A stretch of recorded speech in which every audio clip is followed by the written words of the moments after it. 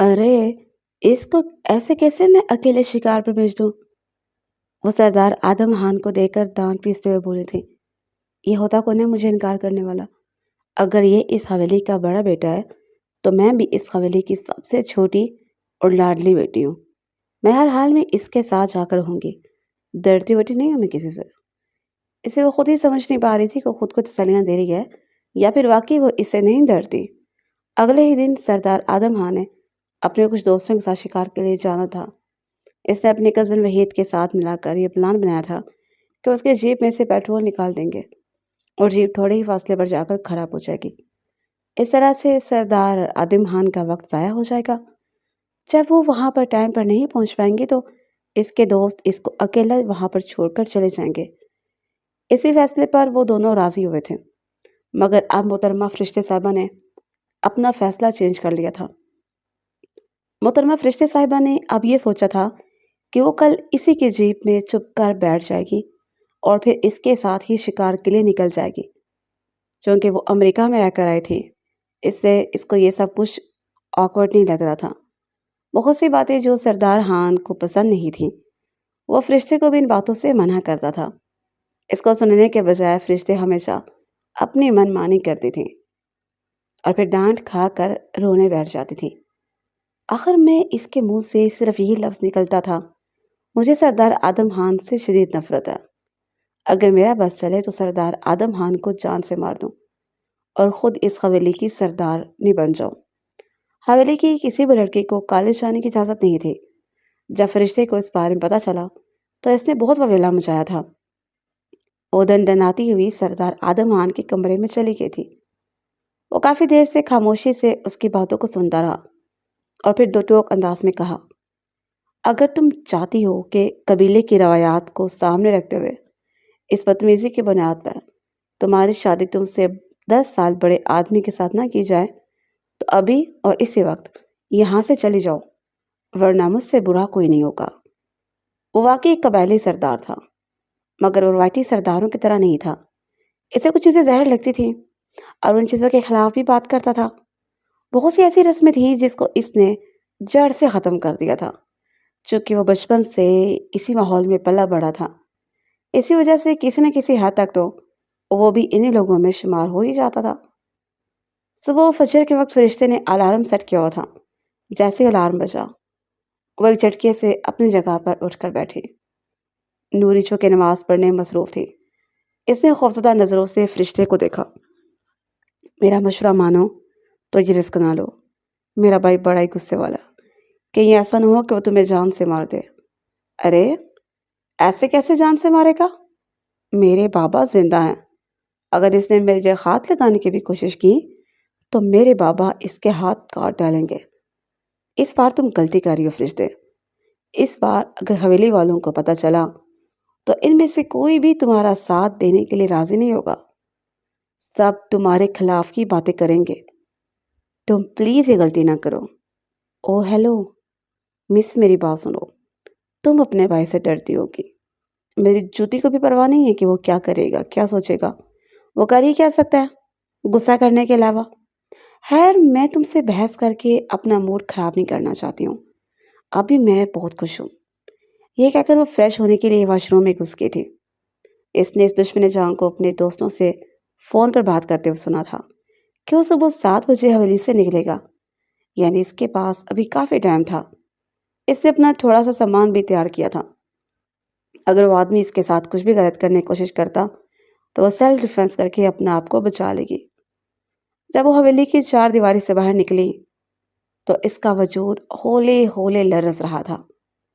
اس قدر شدید ٹھنڈ میں بھی اس کو پسینے آ رہے تھے۔ وہ خود کو ہمت دینے کی ناکام کوشش کر رہی تھی۔ دیکھو فرشتے، تم نے آج سے پہلے جس کام میں بھی ہاتھ ڈالا، اس کام کو تکمیل تک پہنچایا ہے، تو تمہیں بالکل بھی ڈرنے کی ضرورت نہیں ہے۔ وہ اس کی جیپ کی پچھلی سیٹ کے نیچے چھپ گئی تھی۔ اندر ہی اندر وہ بری طرح سے خوفزدہ بھی تھی۔ پہلے سردار آدم خان نے اپنے ایک دوست کو پک کرنا تھا۔ جیسے ہی وہ جیپ میں آ کر بیٹھا تو اس کو ایک لڑکی کی پرفیوم کی خوشبو کی مہک آئی۔ اس کو شدت سے کچھ غلط ہونے کا احساس ہوا۔ فرشتے کا آنچل بھی اس وقت سیٹ سے باہر نکلا تھا۔ سردار آدم خان نے ارسلان کو پکارا تو وہ سوالیہ انداز میں اس کے چہرے کی طرف دیکھنے لگا۔ ارسلان نے نیچے کی طرف اشارہ کیا۔ سردار آدم خان نے ایک جھٹکے سے اپنی گاڑی روک دی تھی۔ اس لڑکی کو تو میں اب ایسا سبق سکھاؤں گا کہ ساری زندگی یاد رکھے گی۔ اس کے شکار کا شوق تو اب میں پورا کرتا ہوں۔ ارسلان یار، بہت بہت معذرت۔ وہ اسے گلے ملتے ہوئے سے معافی مانگ رہا تھا۔ نہیں یار، اس کی ضرورت نہیں ہے، میں سمجھ سکتا ہوں۔ وہ شرارتی لڑکی پورے گاؤں میں ہی فیمس ہو گئی تھی۔ ہر جگہ پر ہی اس کی شرارتوں کے چرچے تھے۔ کوئی بھی ایسا شخص نہیں تھا جس کو اس نے تنگ نہ کیا ہو۔ اور ابھی ارسلان جانتا تھا کہ یہ اس کی امریکہ سے آئی کزن ہے، جس کو اس نے حویلی میں بھی شرارتیں کرتے ہوئے دیکھا تھا۔ اسے حیرت ہوئی تھی کیونکہ فرشتے کسی سے بھی نہیں ڈرتے تھے سوائے سردار آدم خان کے۔ وہ جیپ میں جا کر بیٹھ گیا تھا۔ باہر نکلو، اس نے دو ٹوک انداز میں کہا۔ فرشتے کو لگا تھا کہ کسی نے اس کا دل اپنے ہاتھوں میں مضبوطی سے دبوچ لیا۔ اس نے اپنے آپ کو پرسکون کرنے کی کوشش کی۔ ہو سکتا ہے کہ یہ میرا وہم ہو، وہ مجھے نہ کہہ رہا ہو۔ فرشتے نے ابھی اور اسی وقت باہر نکلو، ورنہ یہ گاڑی کھائی میں پھینک کر خود سے میں پہلے یہاں سے چھلانگ لگا دوں گا۔ یہ سن کر وہ جلدی سے سیٹ سے باہر نکل آئی تھی۔ اس کا چہرہ پسینے میں شرابور تھا۔ اس کی آنکھیں خوف سے پھیلی ہوئی تھیں۔ وہ جو کہتی تھی کہ میں سردار آدم خان سے بالکل بھی نہیں ڈرتی، اب اس کی حالت ایسی تھی جیسے کاٹو تو بدن میں لہو نہیں۔ میں نے تمہیں کیا سمجھایا تھا؟ وہ مرر میں اس کو گھورتے ہوئے بولا تھا۔ مجھے یاد نہیں ہے، مجھے شارٹ ٹرم میموری پرابلم ہے، اس نے نگاہیں چراتے ہوئے جواب دیا۔ تمہاری یاداشت تو اب میں اپنی جگہ پر واپس لاتا ہوں۔ اس کے جیب میں کیمپنگ اور ہر طرح کا سامان موجود تھا۔ مجھے دادا جان سے تمہاری شادی کے بارے میں بات کرنی ہی پڑے گی۔ آپ کو کس نے کہا ہے کہ میں اس خاندان میں کے جائل مردوں سے شادی کروں گی؟ ان سے شادی کرنے سے اچھا ہے میں کسی کنویں میں چھلانگ لگا کر مر جاؤں۔ تو میرا تمہیں یہی مشورہ ہوگا فرشتے صاحبہ کہ آپ کسی کنویں میں چھلانگ لگا ہی دیں، کیونکہ اس کے علاوہ تو آپ کے پاس تیسرا کوئی آپشن نہیں ہے۔ یا تو اپنی کنویں میں چھلانگ لگانی ہے یا پھر اسی خاندان کے مرد سے شادی کرنی ہے۔ وہ دو ٹوک اندازے بولتا ہوا اس کی دھڑکنوں کو بری طرح منتشر کر گیا۔ آپ میرے ساتھ زبردستی نہیں کر سکتے۔ اگر آپ لوگوں میں سے کسی نے بھی مجھ پر سختی کی تو میں آپ لوگوں پر کیس کر دوں گی۔ ٹھیک ہے، تم یہ بھی کر کے دیکھ سکتی ہو۔ آپ مجھے کہاں لے کر جا رہے ہیں؟ اسی جگہ پر جہاں پر تمہیں جانے کا شوق تھا۔ میں دیکھنا چاہتا ہوں کہ تم کتنا اچھا شکار کرتی ہو۔ یہ کہہ کر پر اسرار انداز میں مسکرا دیا تھا۔ نہیں، مجھے آپ کے ساتھ نہیں جانا۔ جیپ یہیں پہ روکیں۔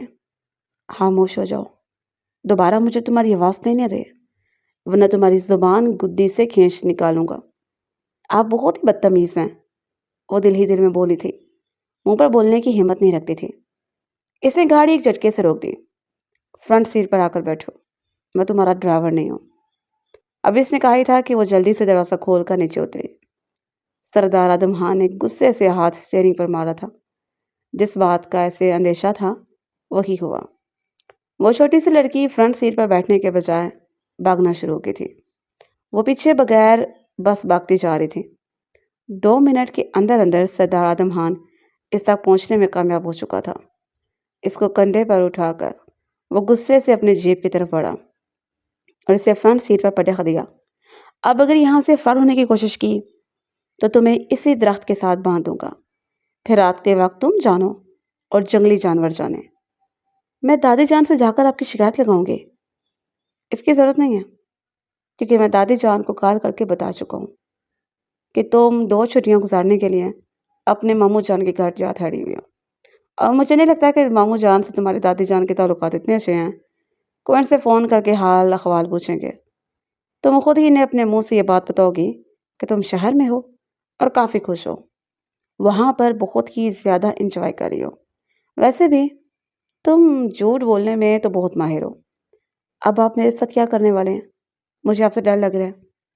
تمہیں مجھ سے پہلے ڈرنا چاہیے تھا۔ اب تو تمہارے پاس یہ آپشن بھی نہیں بچا ہے۔ میری زندگی کا سب سے بدترین فیصلہ تھا جو میں یہاں پر چلی آئی۔ یہ کہہ کر وہ زور زور سے پاؤں پٹکنے لگی تھی، مگر اپنے پہلو میں بیٹھے ہوئے شخص کو پرواہی کہاں پر تھی۔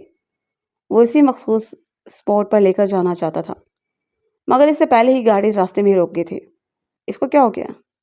اس نے فکر مندی سے کہا، کیونکہ یہ علاقہ کافی خطرناک تھا۔ تھوڑے ہی فاصلے پر اس کے دشمنوں کا گاؤں بھی تھا، جو آج کل ان کے خون کے پیاسے بنے ہوئے تھے۔ مجھے لگتا ہے کہ گاڑی کا پیٹرول ختم ہو گیا۔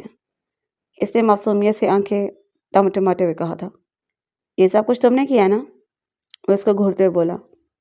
وہ کندھے اچکاتے ہوئے کہنے لگی، میں تو آپ کو پہلے بھی کہہ رہی تھی کہ یہاں سے واپس چلتے ہیں، مگر آپ ہی میری بات ماننے کے لیے تیار نہیں تھے۔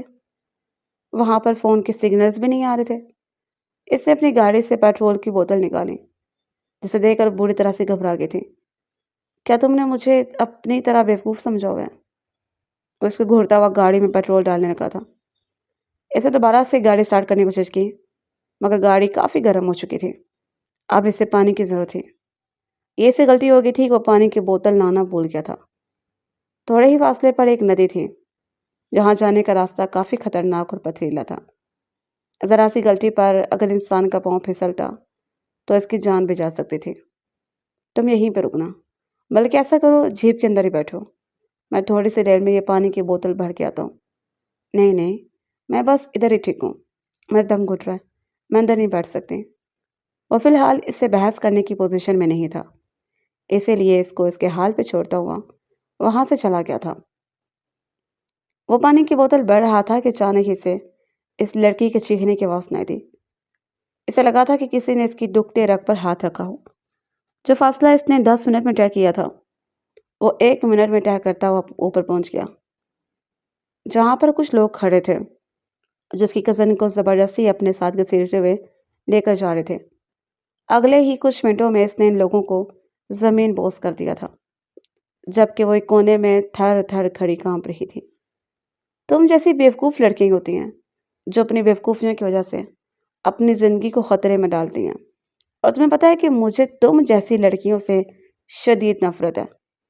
اگر تم جیسی لڑکی کسی شریف انسان کی زندگی میں شامل ہو جائے تو اس کی زندگی کسی عذاب سے کم نہ ہوگی۔ وہ اس کو زبردستی اپنے ساتھ شکار پوائنٹ پر لے کر گیا تھا، جہاں پر اس نے سب سے پہلے کیمپنگ کی تھی، اور وہ کیمپ بھی اس نے اس لڑکی کے ہاتھوں ہی لگوایا تھا۔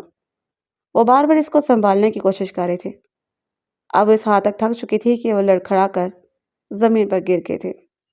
اس کی آنکھوں سے آنسو بہنے لگے تھے۔ مجھے یہاں پر نہیں رہنا، مجھے واپس جانا ہے۔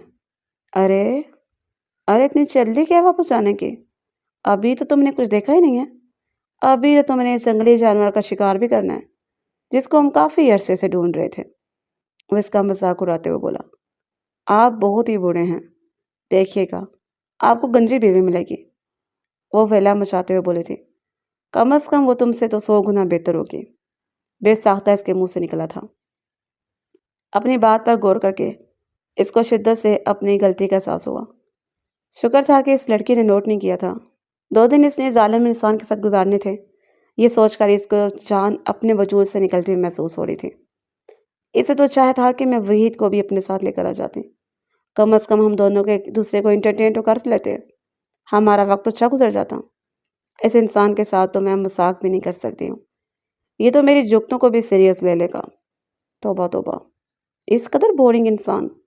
وہ اس کیمپ کے پاس ہی بیٹھی ہوئی تھی۔ دیکھتے دیکھتے وہ کیمپ زمین بوس ہو گیا۔ تم نے ٹھیک طرح سے کیلیں نہیں لگائے تھے۔ وہ اس کو ڈانٹتے ہوئے بولا، آپ تو یوں کہہ رہے ہیں جیسے میں کوئی پروفیشنل شکاری ہوں۔ تمہارا شوق دیکھ کر مجھے لگا تھا، لیکن خیر تمہیں بالکل بھی قابلیت نہیں ہے، تم واقعی بہت زیرو ہو۔ یہ سن کر وہ پرجوش ہو کر اپنی جگہ پر اٹھ کر بیٹھی تھی، اور پھر اگلے ہی لمحے سے ٹھوکر لگی۔ وہ زمین پہ کے بل گر گئی تھی۔ وہ خاموشی سے بازو باندھے اس کو دیکھے جا رہا تھا۔ کیا آپ کو کسی نے سکھایا نہیں ہے کہ جب کوئی گرتا ہے تو اس کی طرف ہاتھ بڑھاتے ہیں؟ میں نامحرموں کی طرف ہاتھ بڑھانا پسند نہیں کرتا ہوں، لیکن نامحرم کے ساتھ ایک ویران جگہ پر اکیلے رہنے میں آپ کو کوئی مسئلہ نہیں ہے۔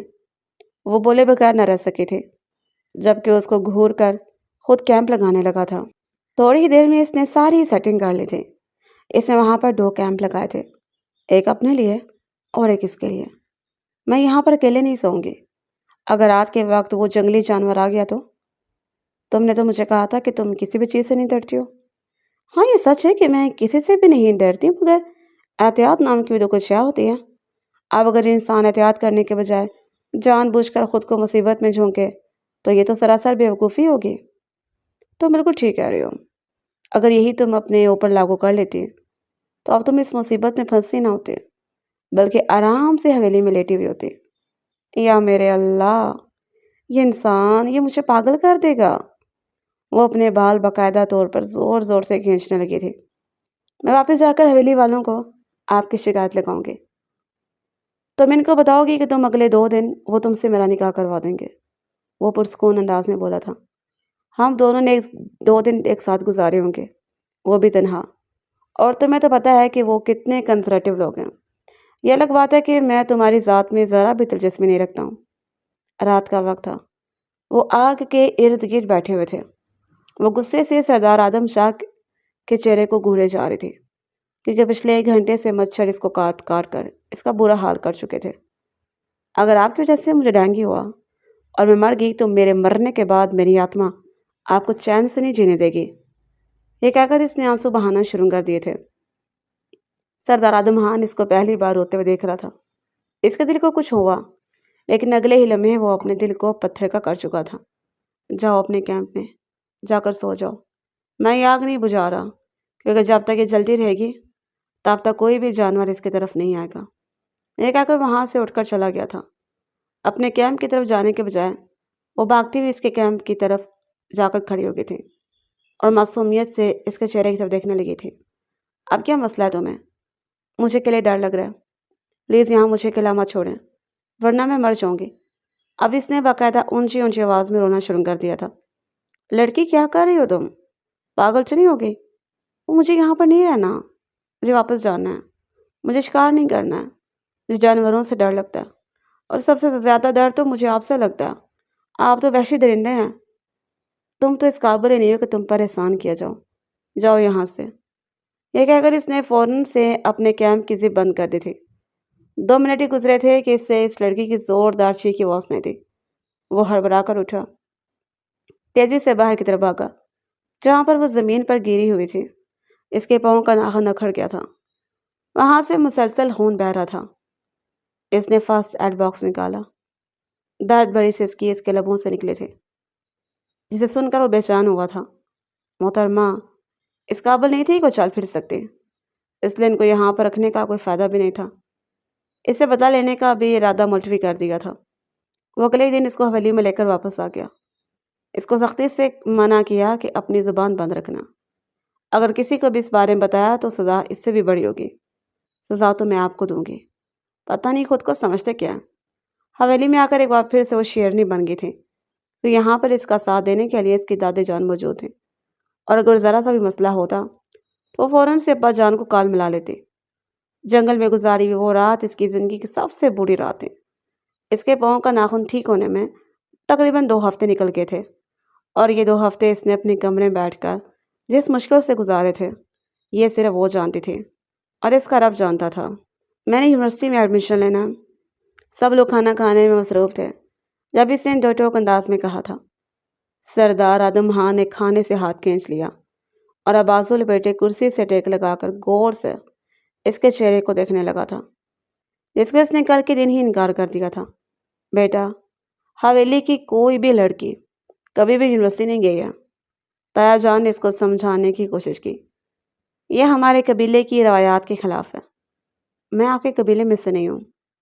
اس کے بعد وہاں پر گہری خاموشی چھا گئی تھی، یوں لگ رہا تھا جیسے سب کچھ سانپ سونگھ گیا ہو، جبکہ وہ اطمینان سے ابھی بھی اس کو گھورے جا رہا تھا۔ اس کی نظروں کی تپش اسے اپنے چہرے پر محسوس کرتے ہوئے وہ بہت زیادہ بے چین ہو رہی تھی، مگر اس کو روک ٹوک بھی نہیں کر سکتے تھے اور نہ ہی اس کو منع کر سکتے تھے۔ تمہارا کل یونیورسٹی میں ایڈمیشن ہو جائے گا، ایک آ کر پھر سے کچھ کھانے کی طرف متوجہ ہو گیا تھا۔ کچھ ٹرمز اینڈ کنڈیشنز ہیں جن کو تم نے خاطر میں رکھنا ہوگا۔ اگر تو تم نے قبیلے کی روایات کو توڑنے کی کوشش کی تو مجھ سے برا کوئی نہیں ہوگا، اور جو تمہیں سزا دی جائے گی وہ تمہیں ہر صورت قبول کرنی ہوگی۔ بانو کو بھی کہہ دینا کہ میں اس کا کالج میں ایڈمیشن کروا دوں گا۔ یہ کہہ کر وہ کھانے کی طرف متوجہ ہو گیا تھا۔ بعد میں تایا جان نے اسے بحث کی تھی اور اس کو بہت زیادہ ڈانٹا بھی تھا۔ دیکھیں تایا جان، تعلیم حاصل کرنا ہر مرد کے ساتھ ساتھ عورت کا بھی حق ہے، ہم کسی سے اس کا یہ حق نہیں چھین سکتے۔ خاندان کی بہت ساری روایات ایسی ہیں جن کو میں نے ختم کر دیا ہے، اور یہ روایت بھی آج ختم ہو جاتی ہیں۔ حویلی کی ہر عورت کو اعتماد میں لیا جائے گا اور اسے یونیورسٹی میں پڑھنے کی اجازت دی جائے گی۔ اپنی بات مکمل کر کے وہ ان کے کمرے سے باہر نکل آئی تھا کہ اس لڑکی سے ٹکراتے ٹکراتے بچا۔ آنکھیں ہیں یا بٹن؟ دیکھ کر نہیں چل سکتے کیا؟ وہ غصے سے کہتا ہوا پہلو سے گزرنے لگا تھا کہ وہ اس کی بات سن کر ٹھٹک کر رک گیا۔ Thank you. کس لیے؟ میری بات ماننے کے لیے۔ تمہیں کس نے کہا کہ میں نے تمہاری بات مان رہا ہوں؟ میں اپنے ذہن میں کافی عرصے سے یہ ساری چیزیں چل رہی تھیں، مجھے خود یہ سب مناسب نہیں لگ رہا تھا۔ تمہیں اپنے دل میں کسی قسم کی کچھ فہمی پالنے کی ضرورت نہیں ہے۔ نور کو اس کی اوقات دکھاتا ہوا وہاں سے جا چکا تھا۔ یہ انسان اس قابل ہے ہی نہیں کہ اس کے ساتھ تمیز سے پیش آیا جائے۔ وہ اپنے بیڈ پر لیٹنے لگا تھا کہ وہاں پر گرے ہوئے جوس کو دیکھ کر اس کے تن بدن میں آگ لگ گئی۔ آخر یہ لڑکی چاہتی کیا ہے؟ وہ غصے سے الماری کی طرف بڑھا تھا کہ وہاں سے وائپس نکال سکے۔ رات کافی ہو چکی تھی۔ وہ کسی ملازمہ کو پریشانی کرنا چاہتا تھا۔ اسے اندازہ تھا کہ سب اپنے اپنے کمروں میں آرام کر رہے ہوں گے، اور ویسے بھی سردار عظیم شاہ اپنے چھوٹے چھوٹے کام خود ہی کر لیا کرتا تھا۔ وہ اس میں آر محسوس نہیں کرتا تھا۔ جیسے ہی اس نے الماری کھولی تھی، بہت سارے کپڑے زمین بوس ہو گئے تھے۔ ان میں سے کچھ ایسے تھے جن پر پینٹنگ کی گئی تھی، اور کچھ ایسے تھے جیسے کینچی کی مدد سے کاٹا گیا تھا۔ اس لڑکی کو آج میرے ہاتھوں سے قتل ہونے سے کوئی بھی نہیں بچا سکتا۔ وہ غصے سے تن فن کرتا ہوا کمرے سے باہر نکلا۔ جب دروازہ بجنے کی آواز نور کو سنائی دی تو اپنا سر پر کمبل اوڑھ کر لیٹ گئی۔ اس کے لبوں پر مسکراہٹ پھیلی ہوئی تھی۔ محترم، آپ نے مجھے اس قدر پریشان کیا تھا۔ آپ کو کیا لگا تھا کہ میں اتنی آسانی سے آپ کو چھوڑ دوں گی؟ ابھی تو کھیل شروع ہوا ہے۔ ابھی تو آپ سے اور بھی بہت سے حساب کتاب برابر کرنے ہیں۔ دل ہی دل میں وہ اس سے مخاطب ہو رہی تھی اور بہت ہی زیادہ ایکسائٹڈ بھی تھی۔ اس کے سارے کپڑے برباد ہو گئے تھے۔ اس رات وہ الاؤنج میں ہی سویا تھا۔ نور کو عادت تھی کہ وہ بولان میں چہل قدمی کرتے تھے، اور کل تو اس کا یونیورسٹی میں ایڈمیشن بھی تھا۔ جب وہ صبح باہر نکلی تو وہ اپنے جاگرز باندھنے میں مصروف تھا۔ ایک نگاہ اٹھا کر نور پر ڈالی، مگر اس نے اپنے لبوں سے ایک لفظ بھی نہیں نکالا تھا۔ اس کو کیا ہو گیا؟ مجھے اس کی خاموشی کسی بڑے طوفان کا پیش خیمہ معلوم ہو رہی ہے، ورنہ سردار آدم خان مجھے دیکھ کر اس قدر خاموش ایسا تو ہو ہی نہیں سکتا۔ چلو آج تمہیں مارننگ واک پر لے کر جاتا ہوں۔ کیا ہر وقت لان میں گھومتی رہتے ہو؟ تھوڑا سا باہر نکلو گی تو دماغ فریش ہوگا۔ اس نے نور کو اپنے ساتھ چلنے کا اشارہ کیا تھا۔ وہ حیرت اور خوشی کے ملے جلے تاثرات لے کر اس کے ساتھ ہی حویلی سے باہر نکل آئی تھی۔ وہ گاڑی میں جا کر بیٹھا تو وہ شش و پنج میں مبتلا ہو گئی تھی۔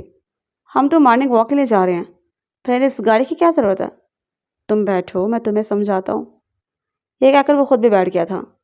اس سے بھی بیٹھنے کا اشارہ کرنے لگا۔ جذبات میں آ کر وہ گاڑی کی فرنٹ سیٹ پر بیٹھ گئی تھی۔ کافی فاصلے پر جا کر اس نے گاڑی ایک جھٹکے سے روکی اور اسے باہر اترنے کے لیے کہا۔ یہ تقریباً 1 گھنٹے کا راستہ تھا۔ ان سفید پولس کو دیکھو، حویلی واپس آ جانا۔ یہ کہہ کر وہ گاڑی زن سے وہاں سے بھگا کر لے کر چلا گیا۔ وہ راستہ بہت ہی پتھریلا اور عجیب و غریب تھا۔ اب اس کو پتہ چلا تھا کہ اس کے ساتھ پرینک ہو گیا۔ وہ غصے سے پاؤں پٹک کر رہ گئی۔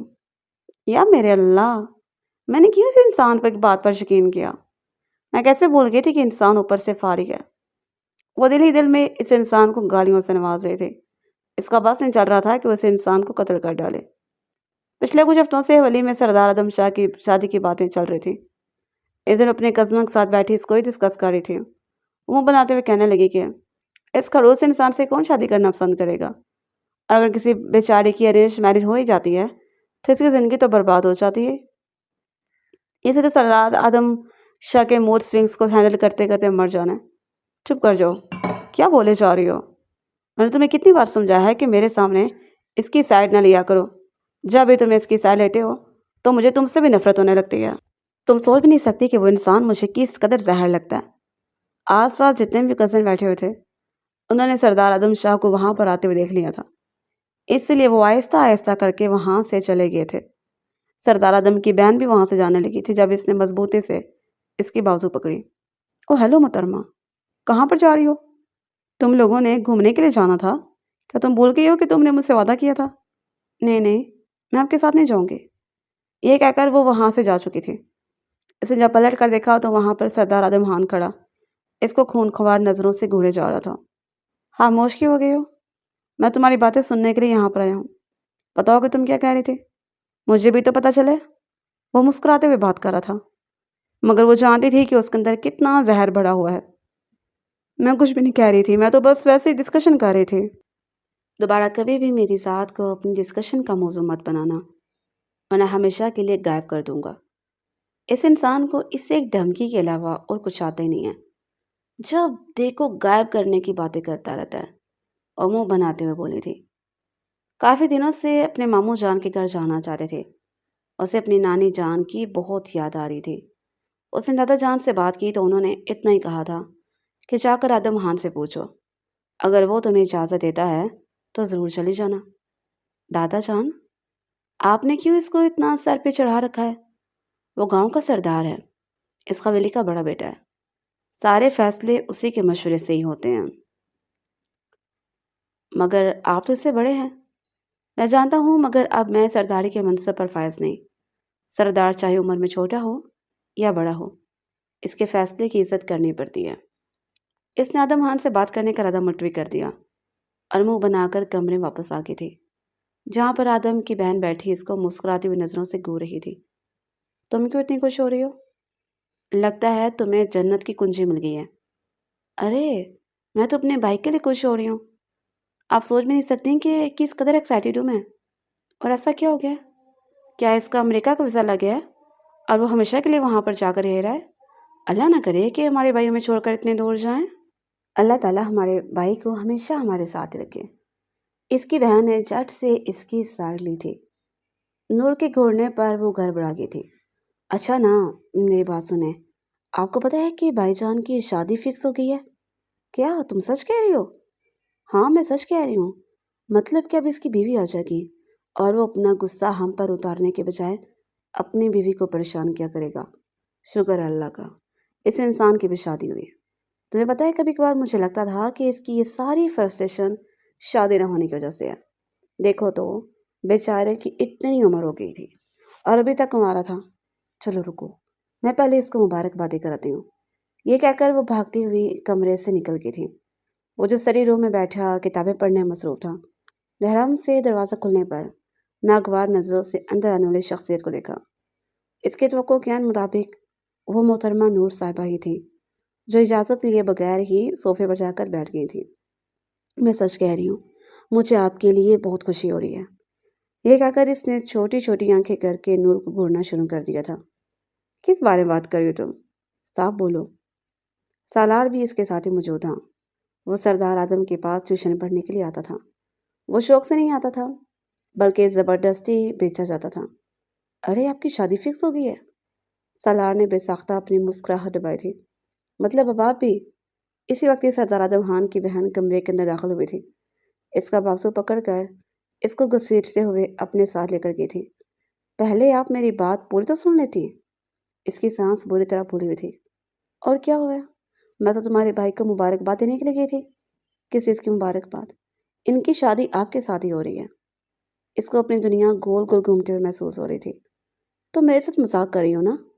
بالکل بھی نہیں، میں سیریس بول رہی ہوں۔ اگر آپ کو یقین نہیں آتا تو آپ دادا جان سے جا کر بات کر لیں۔ اور جب وہ دادا جان کے پاس پہنچی تو اس کو پتہ چلا کہ بچپن میں اس کا نکاح سردار آدم خان کے ساتھ ہو گیا تھا۔ ماضی کی کچھ بھول بھٹکی یادیں اس کے ذہن میں موجود تھیں، مگر اس کو لگا تھا کہ بچپن میں کھیل کھیل میں سب کچھ ہوا تھا۔ بعد میں کبھی کسی نے اسے ذکر بھی نہیں کیا تھا، نہ ہی اس کے بابا نے کبھی اس کے نکاح کی بات کی تھی۔ اسی لیے وہ بچپن کے اس واقعے کو بھول کی چکی تھی، لیکن یہ تو حقیقت پر مبنی تھا۔ یہی وجہ تھی کہ اکثر ہی اس کے قریب آ جاتا تھا، اس کو بازو سے پکڑ لیتا تھا یا پھر اس کو ہاتھ لگا لیتا تھا، ورنہ وہ اپنی کسی اور فیمیل کزن کے قریب بھی زیادہ دیر تک کھڑا نہیں رہتا تھا۔ ان سے دور سے ہی سلام کرتا، اور اگر کوئی ضروری بات ہوتی تھی تو وہی کرتا تھا۔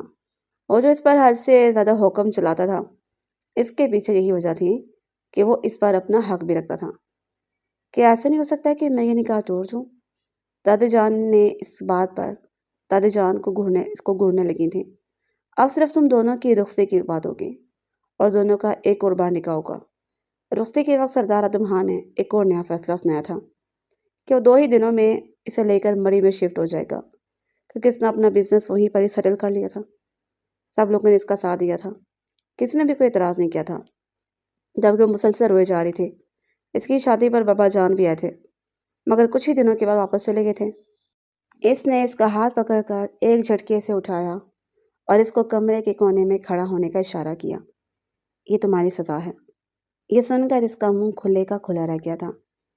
شادی کی پہلی رات انتظار نہ کرنے پر اس طرح کی سزا کون دیتا ہے؟ وہ پوچھنے ہی لگی تھی کہ وہ اس کے قریب آیا۔ وہ پیچھے کی طرف ہٹی، وہ بری طرح سے بکھلا گئی تھی۔ اس انسان کی قربت بہت جان لیوا تھی، اس بات کا بھی یقین اسے ہو گیا تھا۔ اگلے ہی دن وہ اسے اپنے ساتھ لے کر مری شفٹ ہو گیا تھا۔ دادی جان نے اس کو منع بھی کیا تھا کہ کچھ بہو کو حویلی میں ہی رکھو، مگر اس نے انکار کر دیا تھا۔ وہ اس کو اب اپنے مطابق ڈیل کرنا چاہتا تھا اور اپنے مطابق چیزوں کے بارے میں سمجھانا چاہتا تھا۔ جانتا تھا کہ وہ یہاں پر ہی تو اس کا دماغ مزید خراب ہوگا۔ اس کو لگ رہا تھا کہ اب وہ اوٹ پٹانگ حرکتیں نہیں کرے گی۔ سردار اعظم خان اس پر غصہ کر کے اس کو حویلی واپس بھیج دے گا اور اس کی سردار اعظم خان سے جان چھوٹ جائے گی، جو کہ اس کی سب سے بڑی غلط فہمی تھی۔ جب بھی وہ غلط کام کرتی تھی تو بدلے میں سردار اعظم خان اس کو سزا دیتا تھا، کئی گھنٹوں تک ایک ہی جگہ پر کھڑا رکھتا تھا یا پھر اسے جان بوجھ کر حویلی کے کام کرواتا تھا۔ ایسا نہیں تھا کہ وہ اسے نفرت کرتا تھا، دل ہی دل میں وہ اس کو پسند بھی کرتا تھا، اور اس سے محبت بھی اعظم خان کو اس دن ہو گئی تھی جب وہ اس کے ساتھ کیمپنگ کے روز آگ کے قریب بیٹھ کر باتیں کر رہی تھی اور بار بار اپنے خوف کا اظہار کر رہی تھی۔ تب وہ اعظم خان کو اپنے دل کے بے حد قریب لگی تھی۔ اب سزا ملنے کی وجہ سے اس چھوٹی سی لڑکی نے پہلے کی طرح اونچی آواز میں بات کرنا چھوڑ دیا تھا۔ اب نہ تو وہ اعظم خان سے بدتمیزی کرتی تھی اور نہ ہی اس کے حکم کے خلاف ورزی کرتی تھی۔ سردار اعظم خان نے اس کو یہ بات بھی باور کروائی تھی کہ تم گاؤں کی سردارنی ہو، تمہیں اپنے اندر ایٹیٹیوڈ پیدا کرنا ہوگا، یہ بچکانہ حرکتیں چھوڑ دو۔ وہ اب کافی حد تک سمجھدار بھی ہو گئی تھی، اس کے سارے خوف زائل ہو چکے تھے۔ سردار اعظم خان نے کبھی بھی اس کے ساتھ زیادتی نہیں کی تھی، اس نے ہمیشہ اس چھوٹی سی لڑکی کے جذبات کا خیال رکھا تھا، یہاں تک کہ تعلق کی بابت بھی اس نے کبھی بھی اپنی بیوی پر زبر زبردستی نہیں کی تھی۔ وہ چاہتا تھا کہ وہ لڑکی اپنے آپ کو ذہنی طور پر تیار کر لے، جب وہ اس رشتے کو قبول کر لے گی تب اس رشتے کو آگے بڑھائے گا۔ وہ اس کو اسپیس دے رہا تھا اور ان کو چیزوں کو سمجھنے کے لیے ٹائم بھی دے رہا تھا، لیکن اس کے دماغ میں تو کچھ اور ہی چل رہا تھا۔ اس کو لگتا تھا کہ آدم اور اس سے نفرت کرتا ہے، اسی وجہ سے بھی وہ اس کے ساتھ رشتہ نہیں بنانا چاہتا۔ آدم نے جب اس کی باتیں سنی تو حیران رہ گیا، اس کے پیچھے جا کر کھڑا ہو گیا۔ شکایتیں کر کے جب پلٹی تو اس کے سینے سے ٹکراتے بچی۔ اس کے چہرے پر آنسوؤں کے میٹھے میٹھے نشانات۔ کمیونیکیشن از کی ٹو ہیلدی ریلیشن شپ۔ اس نے صرف اتنا ہی کہا تھا اور اس کا ہاتھ پکڑ کر اس کو اپنے کمرے میں لے کر آیا۔ اپنے سامنے بٹھا کر آدم خان نے اسے ساری باتیں کلیئر کی تھیں کہ اسے دور رہنے کا کیا سبب تھا، اور جہاں تک اس کے دل کا سوال تھا تو آدم خان غصے سے اس سے شدید محبت کرتا تھا۔ اس کے ہر ایک لفظ میں سچائی ٹپک رہی تھی۔ وہ تھوڑی سی کنفیوز بھی ہو گئی تھی اور تھوڑی سی شرمندہ بھی ہو گئی تھی، جبکہ آدم خان اپنی پسندیدہ نظروں سے اس کے چہرے کی طرف دیکھ رہا تھا۔ اس کے تو وہم و گمان میں بھی نہیں تھا کہ یہ لڑکی بھی اس سے محبت کر سکتی ہے۔ مجھے لگتا ہے کہ اب آپ کی شکایات دور کرنے کا وقت آ گیا۔ یہ کہہ کر اس کی طرف بڑھا تھا، مگر وہ اس کے بازوؤں سے نکلتی باہر کی طرف بھاگی تھی۔ آدم بھی مسکراتا ہوا کمرے سے باہر نکل گیا تھا، جانتا تھا کہ خوبصورت زندگی ان کے منتظر ہے۔